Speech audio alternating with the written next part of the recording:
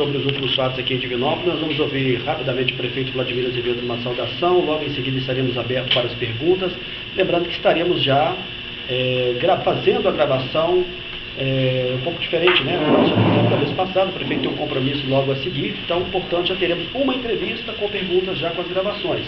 Está sendo solicitado até para que possamos ganhar tempo, né? Que seja feita até duas perguntas para cada jornalista, tá ok? Com a palavra o prefeito Vladimir Azevedo.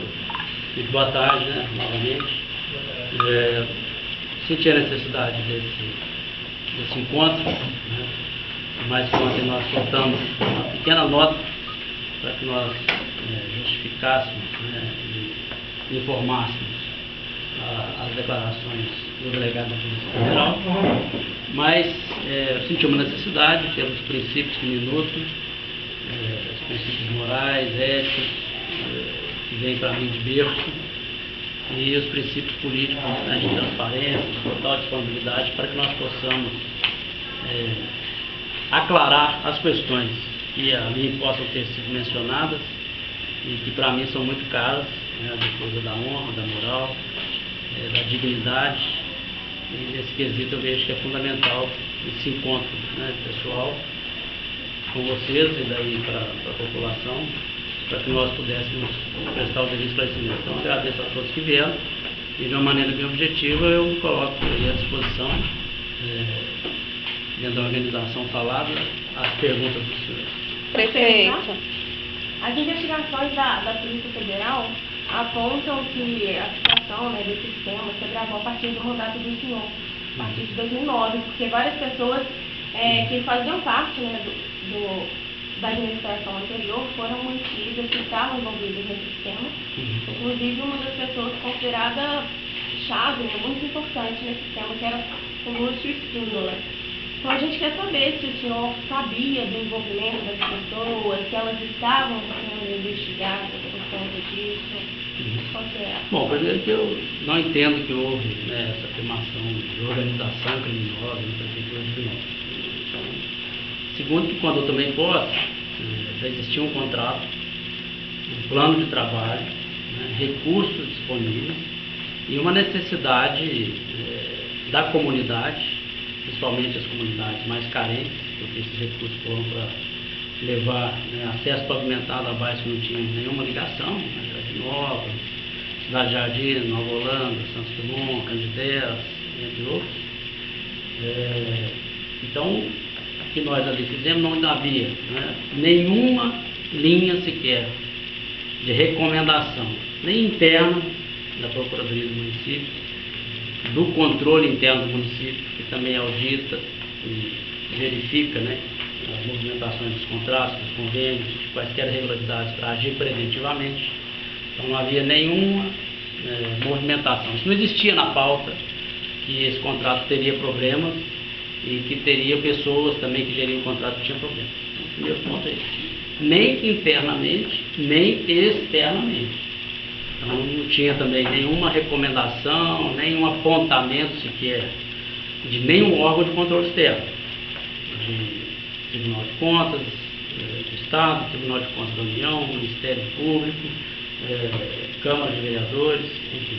Nenhum órgão de controle externo também não havia nenhuma manifestação nesse sentido. Então, tudo que foi tocado, né, foi dentro dos princípios do direito administrativo, do direito público e da busca de celeridade da aplicação dos recursos. Tudo feito dentro da norma vigente, né, colocada, e nenhuma recomendação, nenhum apontamento de suspeita de nada. Então, foi tudo tocado nesse sentido. O senhor desconhecia algum tipo de investigação, então? Não existia, não havia nenhum, isso não existia na tela na época, né? Prefeito. Nós recebemos em 2014, se não me engano, uma recomendação da CGU para que apurasse possíveis questões de superfaturamento no contrato. Nós, por excesso de zelo, paramos a execução do contrato a partir desta data, de 2014, maio de 2014. O próprio CGU agora, que levantou 23 itens de possíveis irregularidades, nós para o Tribunal de Contas da União, fizemos os esclarecimentos e ele mesmo declinou da recomendação, a cancelou agora em fevereiro deste ano, quando ele liberou, eu já não quis, diante da questão, tocar o mesmo contrato. Por isso que nós recentemente, alguns de vocês aqui estiveram, fizemos uma licitação nova para ter um novo contrato no Parque Saneamento, que é a origem desse problema, né? Então, nós estamos com uma licitação em andamento e só enquanto a CGU levantou que poderia ter problema e nós esclarecemos e ela mesma declinou e cancelou a recomendação de maio de 2014, nós não executamos nada deste contrato por excesso de zelo, por mais que a recomendação dela também não afligisse. E no final de 2013, nós tivemos a recomendação de afastamento de algumas pessoas, de 4 pessoas, né, na época. O que de pronto nós acatamos também. Então, toda vez que há uma provocação, ou interna, ou externa, da Justiça, ou de órgãos do controle externo, a nossa atuação é de excesso de precaução e de zelo com a questão da conduta, né, da gestão. O que não quer dizer que tem nada sentenciado, né, que não tem gente condenada. A gente tem que tomar cuidado também com haver um apontamento de irregularidade, até no ambiente que está o país, aparecer que é uma sentença transitada e julgada e que está todo mundo, né, dessa maneira sentenciado. Então, mas nós, por precaução, quando há recomendação de qualquer órgão, eu sempre afastei os servidores para que nós pudéssemos dar clareza e atender, né, com muita tranquilidade os órgãos. Então, isso ocorreu só no final de 2013, o afastamento, e em 2014 o documento da CGU, que a própria CGU agora entendeu que não há. Os indícios que ela mesma apontou em 23 itens, ela mesma declinou e cancelou a recomendação que ela fez. Durante esse período nós não executamos nada do contrato. E agora que estamos voltando, depois que a própria CGU entendeu que não há qualquer indício, isso tudo está documentado, consta também nos autos, tudo é oficializado pela CGU, pelo Ministério das Cidades, pela Caixa. Vai dizer que quando eu cheguei aqui, isso tudo já estava equalizado, não só dentro da Prefeitura, né, mas no Ministério das Cidades, nos órgãos de controle, interno, externo, e a Caixa, né, também Econômica Federal, que é quem organiza a operação desses recursos entre os ministérios e as prefeituras, da mesma forma, quer dizer, estava tudo apto para rodar e a necessidade dos serviços também sendo colocada. Então, sempre a postura foi essa. Prefeito, como é que o senhor avalia a afirmação do delegado que encontrou várias assinaturas do senhor em documentos que poderiam comprometiam nessas possíveis fraudes do PAC e que inclusive permitiriam que o senhor fosse iniciado agora nessa investigação que ele fez? Ele disse que o senhor não fez porque o senhor teria posto privilegiado e que seria esse iniciamento tendo que haver autorização do Tribunal Federal Regional da Primeira Região. O senhor avalia essa informação dele, que o senhor teria assinaturas do senhor comprometedoras que ele teria localizado essas assinaturas? Olha, acho que ele, com a autoridade que ele tem o direito de ter as convicções que lhe cabem. Tem todo o respeito institucional, mas tudo que nós fizemos foi colocado, né, dentro do plano que eu disse aqui, foi citado, já estava com contrato, já estava com recurso, com plano de trabalho, aprovado na Prefeitura, aprovado no Ministério das Cidades, aprovado na Caixa Econômica Federal, com os devidos pareceres, sem nenhuma provocação de controle externo, interno, e todas as assinaturas que eu fiz foi dentro desse ambiente de controle e de zelo do que é público, né? Se ele tem esse entendimento, cabe a mim respeitar, discordar, né, e me defender no foro dele. E como o senhor vai defender? Como o senhor está fazendo isso? Não. Fazendo o quê? Essa defesa do senhor a partir de agora, né, com esse indiciamento? Não, eu não fui indiciado. Na verdade, passou o processo, no meu caso, para o Ministério Público Federal, é isso que me consta, e eu estarei escrevendo igual eu prestei para ele, né, e o que mais me for requerido, da mesma maneira, igual eu estou falando aqui com vocês, e com os documentos que constam, que isso é a realidade dos fatos, para que seja aclarada toda a situação e preservada a verdade, né? Porque a justiça, a verdade e o interesse público que eu sempre busquei, pautei e exerci na minha condução. Prefeito, o senhor disse que ficou sabendo disso em 2014, 2012. O delegado disse que quando o senhor ainda era vereador, essa denúncia chegou na Câmara. Ele diz até estranhar que os vereadores da época, e tendo o senhor como oposição ao então governo, né, não tenham aberto uma CPI para investigar. Naquela época, enquanto vereador, o senhor tinha conhecimento dessas possíveis irregularidades do contrato do início, né, de 2006? Não, esse não foi um assunto debatido pela Câmara, a qual fiz parte, né, principalmente no mandato 2005-2008. Então, isso não foi debatido nem em comissões, nem em tribuna, não foi um assunto trazido à tela na Câmara Municipal, nem por parte da oposição, nem por parte de cidadão, de levar, nem de um outro órgão. Então, isso não ocorreu. Isso não tem uma provocação. Esse assunto não ocorreu, né, durante a legislatura 2005-2008. Então, não é uma afirmação que ecoa. E quanto à segunda pergunta que você fez?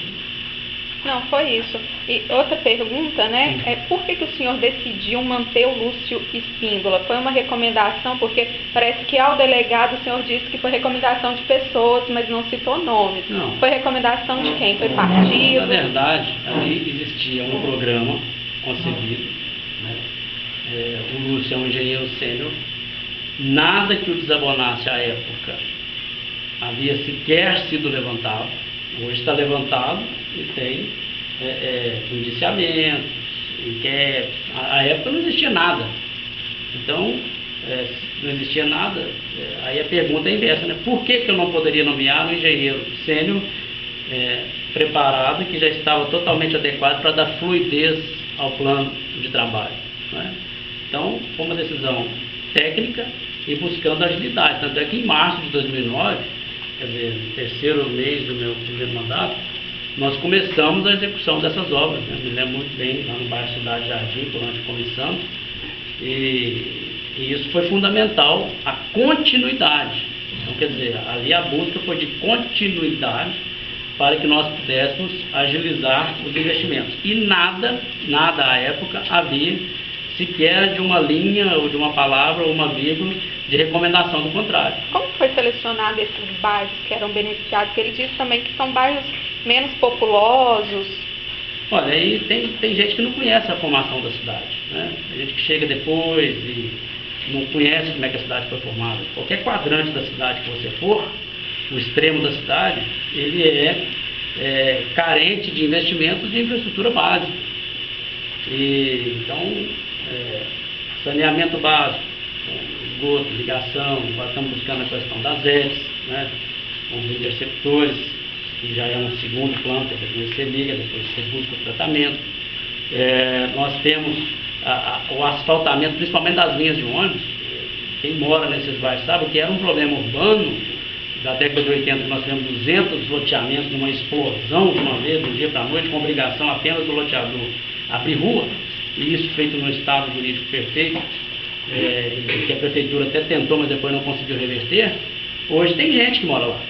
Tem gente que mora lá, famílias, crianças, idosos, pessoas doentes, que precisam ter acesso às casas, acesso ao serviço público, de saúde, de educação. Tem que buscar uma criança para estudar na escola, tem lugar que eu tenho que fazer escola, igual já foram feitas várias, inclusive nesse meu mandato, em outros. Então, na verdade, a formação urbana de Divinópolis é essa. Não fui eu que fiz o plano de trabalho, mas dizer, eu executei. Mas a lógica, os critérios, muitas vezes não são o de densidade demográfica por metro quadrado, e sim de situação de dignidade de vida dessas pessoas. E o que foi feito ali foi com critério, foi asfaltamento de linhas de itinerário de transporte coletivo. Então, onde passou o asfaltamento, não passou, não virou para atender um lote do fulano ou o terreno do ciclano. Pelo contrário, o plano de trabalho foi observado rigidamente nos critérios técnicos de bairros que não tinham acesso a pavimentado, tinham densidade considerável populacional. Ainda tem 2 aí desse plano de trabalho que não foram feitos, estão citados. Vocês conhecem bem, o Terra Azul e o Grajaú. Aí vocês imaginem, né, se essa população não merece levar um pavimento asfáltico na linha de ônibus desses bairros. Então essa é a questão. O Jardinópolis tinha que fazer o acesso ou não tinha que fazer o acesso? O Candidez e tantos outros, né? Santos Dumont, Cidade Jardim, Nova Holanda, São Caetano, são todos bairros que receberam os investimentos. Ainda temos 2 que queremos fazer esse mandato, né? A região do Grajaú, São Simão e do Terra Azul. Então o critério foi um critério técnico, itinerário de transporte coletivo em bairros que não tinham acesso pavimentado. Agora, as investigações... As alegações feitas pelo delegado para apontar irregularidades no processo foi a cessão do contrato no consórcio Conserva de Estradas e Construtora para a antiga SAB, hoje Instituto de Engenharia. Essa cessão foi feita no governo Demetrios e foi mantida no governo do senhor sem qualquer solicitação. Ele disse que espere a lei 8666. Qual que é o posicionamento do senhor a respeito? Acho que esse até, Jota, é o foco, o objeto do inquérito que ele cuidou, né? A questão da cessão do contrato. É uma questão de direito administrativo e que não foi feito no meu mandato, mas quando foi feito, foi observado todo um rito técnico-jurídico. Quer dizer, não foi uma canetada também do ex-prefeito Demetrios daqui e falou assim, vou fazer a cessão. Não. Houve uma proposição, houve pareceres, né, técnicos, jurídicos, não só da prefeitura, mas do Ministério, da Caixa. Então houve, né, à época, nas circunstâncias da época, na conjuntura da época, um entendimento de oportunidade de decisão e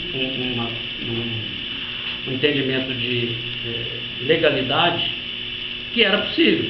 Então, quando eu assumi, o contrato já estava vigente, pronto para dar ordem de serviço, com os recursos já colocados e os bairros cobrando o início das obras. E não havia, volto a dizer, nenhuma vírgula de recomendação ou de apontamento, nem interno, né, nem externo, de qualquer órgão, Ministério Público, Tribunais de Contas, e falar assim, olha, essa sessão você deve revogar e fazer outra licitação.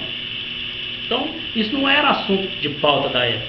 Então, não tinha porquê, estando tudo pronto para fazer, continuar, e não havendo nenhum senão interno ou externo, de você parar, recomeçar, trazer tudo para a burocracia de novo, para restartar, sem nenhum apontamento dessa necessidade. Só uma observação. O Demetrios me disse, inclusive, que os pareceres que ele conseguiu na época estão na prefeitura ainda. Estão todos dentro dos autos, dos processos, né, do contrato, né, das licitações, a pasta do contrato, vamos dizer, né? E claro que está tudo documentado e feito com embasamento jurídico. Agora, embasamento jurídico, isso que é o problema, a pessoa também não pode ser dona da verdade, né? A gente vira e mexe, vê na corte máxima do país, dá 6-5. Então, quem também é o dono da verdade? Falar que a sessão está errada ou não está errada? Pode existir teses e correntes jurídicas, umas que aceitam, outras que não. Então, também não podemos ter um justiceiro que acha que é o dono de uma verdade e que a opinião dele está certa ou está errada e que é a verdade absoluta.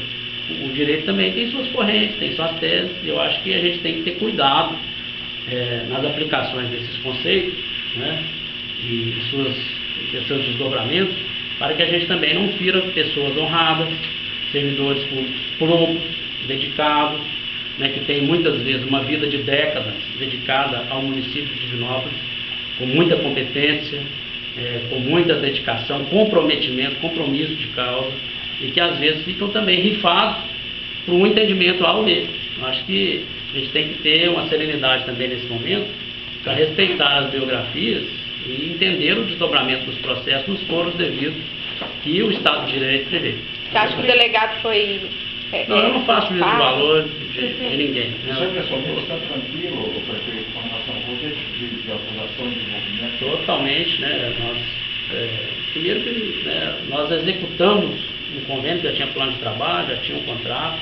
À época não havia nenhum direcionamento de irregularidade, nem de indício de irregularidade. Quando houve quaisquer manifestação nesse sentido, eu manifestei agilmente, atendendo todas, quer dizer, afastamento quando foi solicitado, sugerido. 2.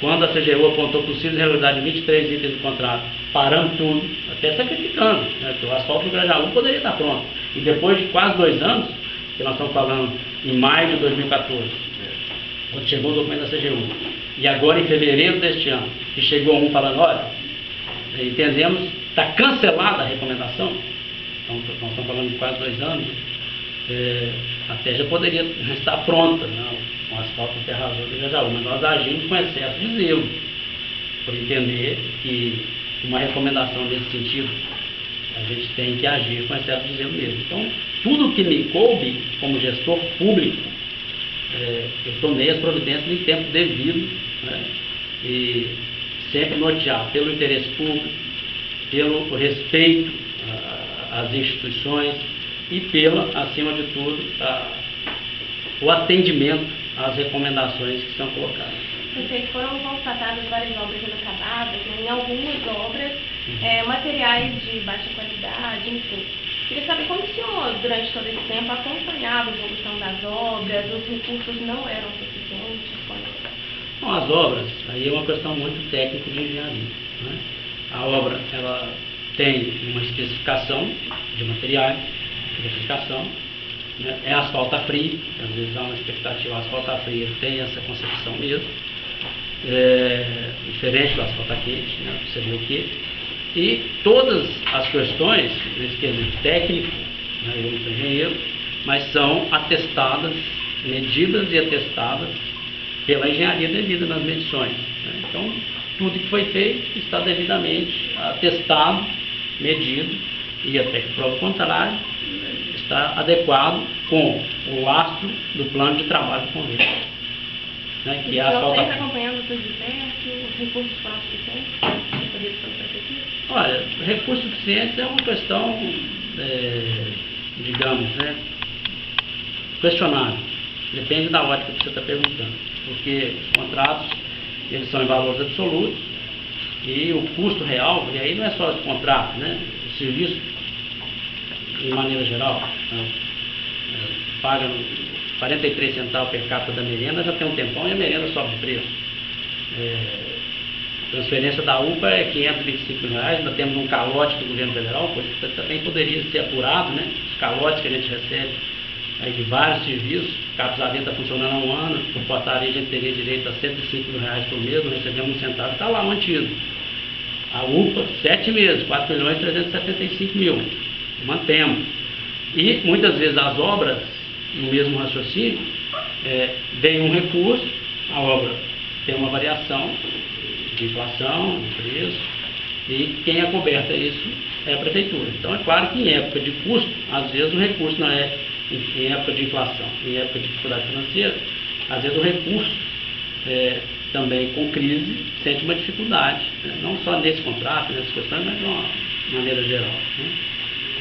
De outros conveniados principalmente. No momento de troca de gestão, é comum que a nova gestão faça uma avaliação dos projetos que estão em andamento, dos contratos que estão sendo cumpridos, inclusive para se ter uma noção geral de como que está a casa funcionando. Foi feito algum tipo de auditoria quando o senhor assumiu o primeiro mandato nos contratos que estavam em execução da prefeitura? Não. Da parte da prefeitura, não. Nós não fizemos auditoria, mas os órgãos do controle externo, né, fizeram várias, e elas, como essa, né? CGU, veio, documento, levantou 23 itens de possíveis irregularidades, depois ela mesma, quase 2 anos depois, entende que não era, devido às argumentações. Então, a auditoria por parte, vamos dizer, auditoria interna, específica, contratar uma empresa de auditoria, isso não foi feito. Mas a auditoria externa ela é permanente. Pessoal, mais alguma pergunta? Oi? Nem conferência do Estado? Conferência é outra coisa. Conferência, tudo é conferido, medido, atestado, né, pelo rito dos processos. Empenhado, medido, empenhado, Tudo isso tem um rito, né, dentro de cada processo. Mas a pergunta que você me fez é se nós fizemos uma auditoria, eu entendi uma auditoria generalizada em todos os contratos, convênios e processos do governo anterior. Isso não foi feito. Auditoria geral. As conferências, claro que há conferência. Todos os processos, de acordo com o desdobrado do próprio processo. Né? Que são conceitos distintos. Só para terminar, porque não entendo pessoas, então houve irregularidades. Eu estou fazendo essa afirmação. Né? Quem sou eu para fazer um julgamento? Eu estou dizendo que o que me foi cabido, todas as medidas foram feitas em tempo devido, em todas as provocações que eu recebi. Eu não posso receber uma carga que não me é devido. Não tinha uma vírgula recomendando nada. Eu vou ter que adivinhar se tem problema no contrato de cessão, ou de um servidor que o concedeu, ou do visto do fulano. Isso que a gente tem que tomar alguns cuidados e não querer, porque não tem bola de cristal, né, e não tem nenhuma intenção de sair fazendo questões que não estão na ordem do dia. A ordem do dia já é muito exigente. Então, quer dizer, esse contrato nunca foi tido como um problema. Aliás, o problema desse contrato, para quem vive, né, aqui há mais tempo, que havia a cobrança do começo dele.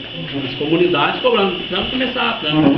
Então, como o que eu estou dizendo é isso, eu não afirmo que não tinha, mas também não posso entender que havia qualquer problema quando nós assumimos, porque isso não era um caso inteiro. Né? Então é muito nesse sentido mesmo. Mais alguma pergunta, pessoal? Não tendo, então, nós estamos encerrando a entrevista coletiva. Muito obrigado a todos pela presença.